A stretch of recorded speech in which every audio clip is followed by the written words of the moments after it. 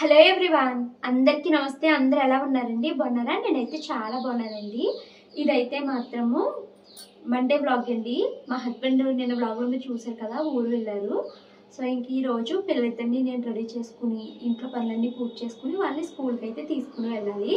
So morning అయితే నేను 6 o'clockకి లెగ్సానండి. లెగ్సి బయట అయితే క్లీన్ చేసుకుని ముగ్గు అయితే వేసేసుకున్నాను. తర్వాత మళ్ళీ లోపలికి అయితే వచ్చాను. వచ్చిన తర్వాత అయితే ఫస్ట్ నేను ఎగ్స్ అయితే బాయిల్ చేసుకుని పక్కన అయితే పెట్టుకున్నానండి. ఇప్పుడు బియ్యం అయితే కడిగి స్టవ్ మీద పెట్టాను. ఇంకా ఉల్లిపాయలు కట్ చేసేసి ఈ రోజు అయితే మాత్రం నేను క్యాప్సికము కోడిగుడ్డు వేసి వండుదాం అనేసి అనుకుంటున్నానండి. ఇప్పుడు వరకు వ్లాగ్ ఎందుకు స్టార్ట్ చేయలేదంటే నైట్ ఫోన్ ఛార్జింగ్ పెట్టుకోకుండా పడుకున్నాను. ఫోన్ ఛార్జింగ్ లేదనమాట, అందుకని ఇప్పుడు వరకు వ్లాగ్ అయితే స్టార్ట్ చేయలేదు.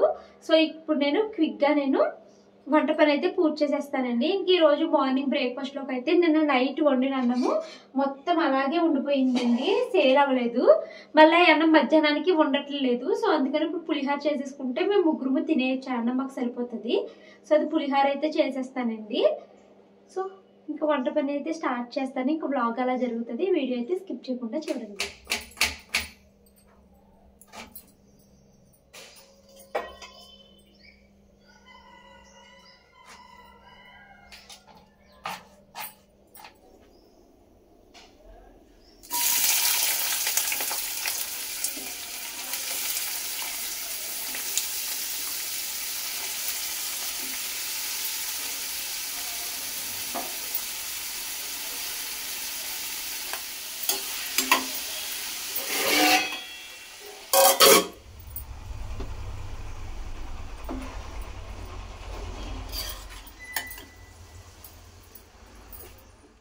అన్నం అయితే ఉడికిపోయిందండి. ఇంకా అన్నాన్ని అయితే నేను వాష్ చేసుకుంటున్నాను.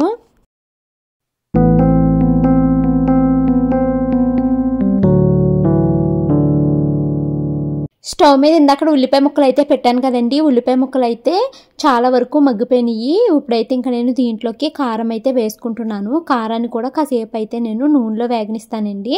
సో ఇది వేగిన తర్వాత అప్పుడు నేను దీంట్లోకి కోడిగుడ్లు అవి వేస్తాను. ఉల్లిపాయ క్యాప్సికమ్ కలిపి అయితే మగ్గపెడుతున్నానండి. ఇలా మగ్గపెడితే మనకు కూడా టైం చాలా సేవ్ అవుతుంది అనమాట. ఇవి కొద్దిసేపటికి చక్కగా మగ్గిపోయిందండి. ఇప్పుడు నేను దీంట్లోకి కోడిగుడ్లు అయితే వేసేసుకుంటున్నాను. ఈ కోడిగుడ్లను కూడా కాసేపు అలాగా నూనెలో అయితే ఉంచేసాను అనమాట. తర్వాత కొంచెం నీళ్ళు అయితే వేసుకుని నీళ్ళు మొత్తం ఎవాపరేట్ అయ్యే వరకు ఉంచితే మనకి కూర అయితే రెడీ అయిపోతుంది. ఇంకా ఈ లోపల నేను పిల్లలిద్దరికి జెల్ అయితే వేసేసి వచ్చేసానండి. తర్వాత పిల్లలిద్దరి కోసము టిఫిన్ కావాలి కాబట్టి పులిహార అయితే చేసేసాను. ఇంకా పిల్లలు తినేసి స్కూల్కి అయితే వెళ్ళిపోయారు. పిల్లలిద్దరిని అయితే స్కూల్లో దింపేసి వచ్చేసానండి. ఈ రోజు ఇంకా నేను వాకింగ్కి అయితే వెళ్ళలేదు, ఎందుకంటే నాకు కంప్లీట్ చేయాల్సిన ఎడిటింగ్ చాలా ఉంది. ఫస్ట్ అయితే ఇల్లు మొత్తాన్ని నీట్గా శుభ్రం చేసేసి ఆ తర్వాత అయితే ఫ్రెష్ అయిపోయి అప్పుడు ఎడిటింగ్ అయితే స్టార్ట్ చేస్తాను. మార్నింగ్ పులిహార చేశాను కదండి, అది అయితే ఇప్పుడు ఫస్ట్ టిఫిన్ కింద తినేస్తాను. నిన్న వీడియో షూట్ కోసం తలస్నానం అయితే చేశానండి. నాకేంటో తలస్నానం చేసి అలా తలని వదలబుద్ధి కాదు, వెంటనే నూనె అయితే రాసేసుకోవాలనిపిస్తుంది అనమాట. ఇంకా ఈరోజు పిల్లలిద్దరికీ కూడా నూనె పెట్టేశాను. ఇంకా నేను కూడా నూనె అయితే రాసేసుకుంటున్నానండి. నిన్నే పిల్లలిద్దరికీ కుంకుడుకాయ, షీకాయ, మందారమాకు వేసి తలంటాను. వాళ్ళకి అంటిన తర్వాత మళ్ళీ కుంకుడుకాయ రసం ఉంది, ప్లస్ నాకు వీడియో షూట్ ఉంది అనేసి నేను కూడా తలస్నానం చేశాను అనమాట. ఇంక ఈరోజు ముగ్గురు అయితే తలకి నూనె అయితే పెట్టేసుకున్నామండి. నాకు ఎప్పుడు నూనె తలతో ఉంటేనే మనకు కొంచెం బాగుంటుంది అనమాట. నూనె పెట్టుకోకపోతే నాకు ఆ రోజంతా తల బరువెక్కేసినట్టుగా ఉంటుంది. సో అందుకనేసి ఎంత కుదిరితే అంత త్వరగా నేను నూనె అయితే పెట్టేస్తానండి. మళ్ళీ వెంటనే తల అంటేస్తాను, మళ్ళీ నూనె అయితే పెట్టేస్తాను, అలా చేస్తూ ఉంటాను అనమాట. ఇంక ఇదిగోండి జుట్టు అయితే చాలామంది అడుగుతున్నారు, భవాని జుట్టు కట్ చేసావా, జుట్టు చాలా చిన్నగా అయిపోయింది కట్ చేసావా అని అడుగుతున్నారండి. నేను జుట్టు కట్ చేయలేదండి, నాకు అదే అనిపిస్తుంది. జుట్టు అయితే చాలా చిన్నది అయిపోయిందండి, కింద వరకు ఉండేది ఇప్పుడు అలాంటిది చాలా పై వరకు వచ్చేసింది అనమాట. ఏదో కట్ చేసినట్టుగా వచ్చేసింది. మరి రీజన్ ఏంటి అన్నది నాకైతే తెలియట్లేదు. చాలా ఊడిపోయిందిలేండి, జుట్టు కూడా చాలా సన్నగా అయిపోయింది. ఇంకైనా నేనేమి దానికోసం పట్టించుకుని ఆలోచించి అంత టైం అయితే దానికోసం కేటాయించాలి అనుకోవట్లేదు, వదిలేసాను నేను ఇంకా జుట్టు గురించి. ఇంక ఇదిగోండి జడ అయితే వేసేసుకున్నాను. జడ కూడా చాలామంది అడుగుతారండి, భవాని ఎందుకు కింద అలా మడత పెట్టేస్తావు అంటారు. నాకు బయటికి వెళ్ళినప్పుడు కూడా మ్యాక్సిమం మడత పెట్టుకుని వెళ్ళిపోతానండి. కింద అసలే ఉన్నది కొంత జుట్ట, మళ్ళీ అది కూడా కింద పగిలిపోయి ఇవన్నీ అవ్వడం ఎందుకు అనేసి నాకు అనిపిస్తుంది అనమాట. ఇంకా ఇలా పెట్టేసుకుంటేనే స్నానం చేసినప్పుడు అవి కూడా ముడి తిప్పుకోవడానికి బాగుంటుందండి. అందుకని ఇంకా అలా మడత అయితే పెట్టేస్తాను. ఇంకా తర్వాత స్నానానికి గీజర్ అయితే ఆల్రెడీ వేసుకుని ఉంచుకున్నానండి. నీళ్ళు కాగిపోయి ఉన్నాయి. అయితే మళ్ళీ డ్రెస్ వేసుకున్నప్పుడు బట్టల మీద నీళ్ళు ఒలిగిపోతాయి కదా, సో అలా ఎందుకు స్నానం చేసేసాక అప్పుడు అదే గిన్నెలు తోమేసాక అప్పుడు స్నానం చేసి ఎడిటింగ్లో కూర్చుంటే ఫ్రెష్గా ఉంటుంది కదా అనేసి ఇంకా గిన్నెలు కూడా క్లీన్ చేసేస్తున్నానండి. తర్వాత ఇల్లంతా సర్దుకుంటా వచ్చేసాను, అదేం వీడియో తీయలేదు. ఇంకా ఇల్లు కూడా నీట్గా అయితే క్లీన్ చేసేసుకుంటాను. ఈరోజు ఈ వ్లాగ్లో మన సబ్స్క్రైబర్ ఒకళ్ళు తన లైఫ్ స్టోరీ అయితే పంపించారండి. అది మీ అందరితో షేర్ చేసుకోమన్నారు. తనలాగా ఎవరైనా సఫర్ అవుతున్నారా అన్నది తెలుసుకోవాలి అనుకుంటున్నారు. అండ్ తన లైఫ్ స్టోరీని చాలామందికి చెప్తే ఇలాంటి క్రిటిసిజం అన్నది తగ్గుతుంది అనేసి తనైతే కోరుకుంటున్నారన్నమాట. హర్షిత అని ఒక అమ్మాయి ఉందండి. హర్షిత వాళ్ళ అమ్మగారు, హర్షిత వాళ్ళ తాతయ్య గారు ఇద్దరు నలిపే అనమాట. సో హర్షిత వాళ్ళ తాతయ్య నలుపు కాబట్టి వాళ్ళ కూతురు అంటే హర్షిత వాళ్ళ అమ్మగారు నలిపే పుట్టారు, హర్షిత కూడా నలిపే అయితే పుట్టిందనమాట. ఈ అమ్మాయి హర్షిత ఇంట్లో పెద్ద కూతురండి. హర్షితకి ఒక చెల్లి తమ్ముడు కూడా ఉన్నారనమాట. ఈ అమ్మాయి వాళ్ళ అమ్మగారు నలుపు కానీ వాళ్ళ నాన్నగారు తెలిపే అనమాట. అమ్మ కలరు హర్షితకు వచ్చిందండి, కానీ వాళ్ళ నాన్న కలరు వాళ్ళ తమ్ముడికి చెల్లికి అయితే వచ్చి వాళ్ళు తెల్లగానే పుట్టారంట. సో నలుపు అనగానే మీకు చాలామందికి అర్థమైపోయే ఉంటుంది కదండి. నల్లగా ఉన్న వాళ్ళని, పొట్టిగా ఉన్న వాళ్ళని, లావుగా ఉన్న వాళ్ళని ఈ సమాజం ఒక కన్నుతో చూడదు. వాళ్ళని రకరకాల మాటలతో అని వాళ్ళు సంతోషపడుతూ ఉంటారు. అంటే మనం బాధపడ్డాము అంటే వాళ్ళు సంతోషపడతారు అనమాట. పొట్టి అని పిలుస్తారు, నలుపు అని పిలుస్తారు, బొగ్గు అని పిలుస్తారు. ఏదో ప్రపంచంలో వాళ్ళే అందగాళ్ళు అన్నట్టు మిగతా వాళ్ళు నల్లగా ఉన్నవాళ్ళు, పొట్టుగా ఉన్నవాళ్ళు, లావుగా ఉన్నవాళ్ళు, అందవీనంగా ఉన్నట్టు రకరకాలుగా మాట్లాడతారు. ఇది మనము అందరము తరచుగా చూస్తూ ఉంటాం కదండి. ఇప్పుడు హర్షిత లైఫ్లో కూడా సేమ్ ఇదే జరుగుతుందనమాట. నేను చాలా చూసానక్క నా లైఫ్లోని. స్కూల్కి వెళ్ళేటప్పుడు శిరీష అనే ఒక అమ్మాయి ఉండేది. తను నన్ను చాలా ఎక్కిరిస్తూ ఉండేది. ఖచ్చితంగా తన పేరుని మెన్షన్ చేయండి అన్నారండి. సో ఈ హర్షితకి ఏజ్ 10-12 ఆ ఏజ్లో ఉన్నప్పుడు తను చిన్నతనం నుంచే చాలా స్ట్రెస్కి, ఒక ట్రామాకి గురవుతూ ఉండేదంటండి. ఎందుకంటే ప్రతి ఒక్కళ్ళు తనని నలుపు నలుపు అనేసి ఎక్కిరిస్తూ ఉండేవారంట. సో తను చాలా బాధపడుతూనే అలాగే పెరుగుతూ వచ్చిందంటండి. ఎవరైతే హర్షిత ఫ్రెండ్ శిరీష ఉన్నారో తను తినని బాగా ఎక్కిరిస్తూ ఉండేది కదండి. ఆ మాటల్ని హర్షిత తీసుకోలేకపోయేది. సో ఇంకా తనకి ఏదో తెలియని ఒక భయం, బాధ అన్నది వచ్చేసి ఎవరితోని మాట్లాడకుండా ఒంటరిగా ఉండేదంట. హర్షిత స్కూల్లో ఒక్క కలర్ గురించి మాత్రమే కాదండి, తన క్యాస్ట్ విషయంలో కూడా తనని చాలా వేరుపాటుగా చూస్తూ ఉండేవారంట. ఒకటి కలర్ గురించి బాధపడుతూ ఉంటే, రెండోది క్యాస్ట్ తక్కువ అనేసి తనని అందరూ వేరు పెడుతూ ఉండేవారంట. సో ఇది ఇలా జరుగుతూ ఉండగానే హర్షిత తన 10th క్లాస్ అయితే కంప్లీట్ చేసుకుంది. ఇప్పుడు హర్షితకి 17 years వచ్చినాయి. తను ఇప్పుడు కాలేజ్లో జాయిన్ అయ్యింది. కాలేజ్కి వచ్చిన తర్వాత అంతా మారిపోయిందంటండి. అందరూ ఫ్రెండ్స్ అయ్యారు. చాలా బాగా గడిచిపోతున్నారు రోజులు. డబ్బుతో సంబంధం లేదు, క్యాష్తో సంబంధం లేకుండా సిటీలో కాలేజీలో చాలా బాగా ఎంజాయ్ చేస్తుంది. టైం అయితే 2:30 అయ్యిందండి. నా ఎడిటింగ్ వర్క్ అంతా కంప్లీట్ అయిపోయింది. అలాగే ఇంట్లో అన్ని పనులు పూర్తి చేస్తాను. ఒక్క బట్టలు మడతెట్టడమే పెండింగ్ ఉండిపోయింది. ఇప్పుడు టైం 2:30 అయిపోయింది కదా. షాను మను ఇద్దరిని స్కూల్ నుంచి అయితే తీసుకొచ్చేస్తాను. వాళ్ళని తీసుకొచ్చేసిన తర్వాత బట్టలు అయితే మడతలు పెడతాను. ఈరోజు పిల్లలిద్దరికీ రూబిక్ క్యూబ్ క్లాస్ అయితే జరుగుతుందండి. స్క్రీన్ పైన టీచర్ నెంబర్ ఇస్తాను, ఎవరికైనా ఇంట్రెస్ట్ ఉంటే కాంటాక్ట్ అవ్వండి.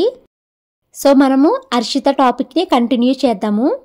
ఇప్పుడు హర్షిత కాలేజ్కి వెళ్ళిపోయింది. చాలా హ్యాపీగా ఉంది. డబ్బుతో, కలర్తో, క్యాష్తో సంబంధం లేకుండాని. హర్షిత ఇప్పుడు కాలేజ్కి వెళ్ళిపోయింది. అక్కడ కలర్తో కానీ, డబ్బుతో కానీ, క్యాస్ట్తో కానీ సంబంధం లేదు. చాలా హ్యాపీగా అయితే తన లైఫ్ వెళ్తుంది. కరెక్ట్గా ఇదే సమయంలో ఆ కాలేజీలో ఒక అబ్బాయి చాలా తెల్లగా ఉంటాడంటండి. తను హర్షితతో ఫ్రెండ్షిప్ చేయడం అయితే స్టార్ట్ చేశాడు. అబ్బాయిలు కూడా ఇంత నిజాయితీగా ఫ్రెండ్షిప్ చేస్తారా అనేసి తను చూసినప్పుడు తనకైతే అర్థమైందంట. సో తను ఆ అబ్బాయి హర్షితతో మాట్లాడటం ఒక అమ్మాయి అయితే చూసిందంటండి. తన పేరు స్వాతి. తను చూసి ఆ అమ్మాయి అంత నల్లగా ఉంది కదరా, తనతో నీకు ఫ్రెండ్షిప్ ఏంటి, అదేంటి ఇదేంటని నాన్న మాటలైతే చెప్పిందంటండి.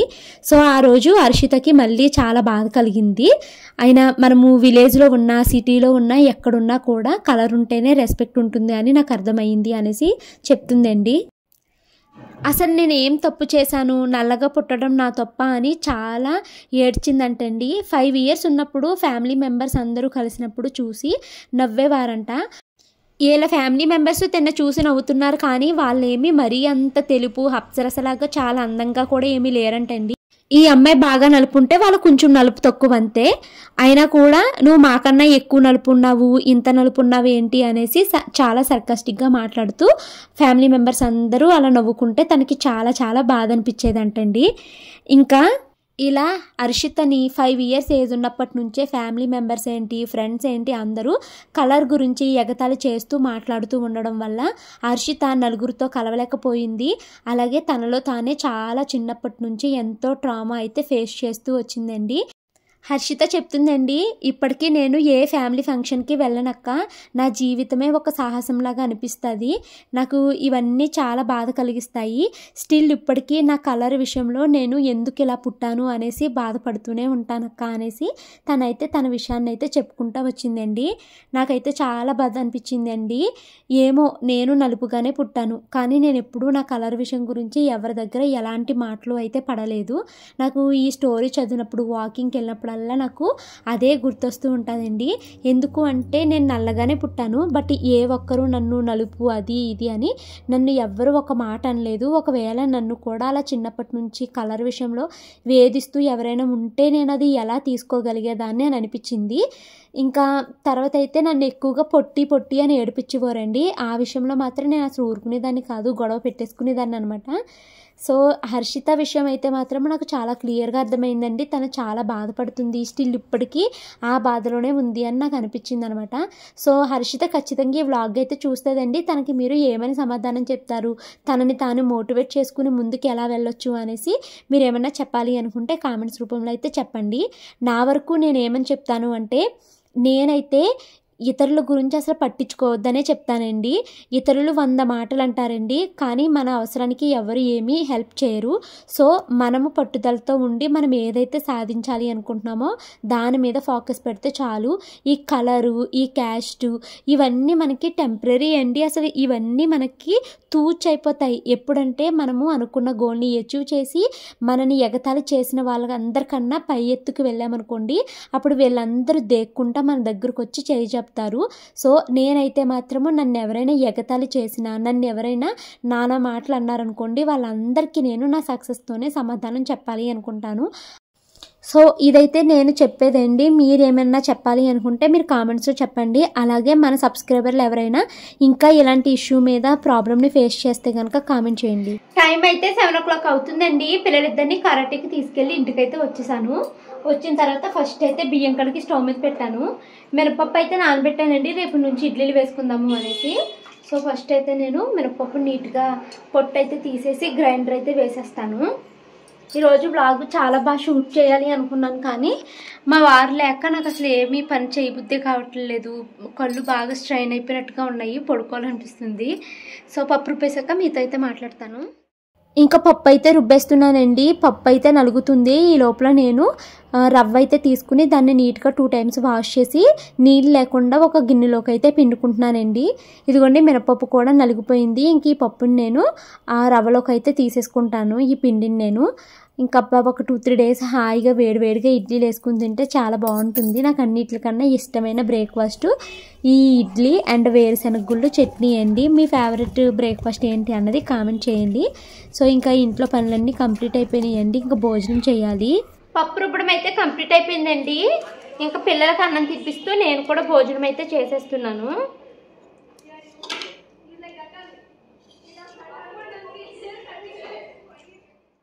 రేపు మార్నింగ్ ఇడ్లీలోకి చట్నీ కావాలి కదండి, దానికోసం అనేసి వేరుశనగ గుళ్ళు నైటే వేపించుకుని పడుకుని పోతున్నానండి. ఎందుకంటే మళ్ళీ ఇవి మార్నింగ్ చల్లారి వరకు వెయిట్ చేయాల్సి వస్తుంది. టైం అయితే 9:50 అయ్యిందండి. ఇంట్లో పనులన్నీ పూర్తి చేసేసాను. డిన్నర్ అయిపోయాక గిన్నెలన్నీ కూడా క్లీన్ చేసేసాను. ఇంకా ఈ వ్లాగ్ అయితే ఎండ్ చేస్తున్నానండి.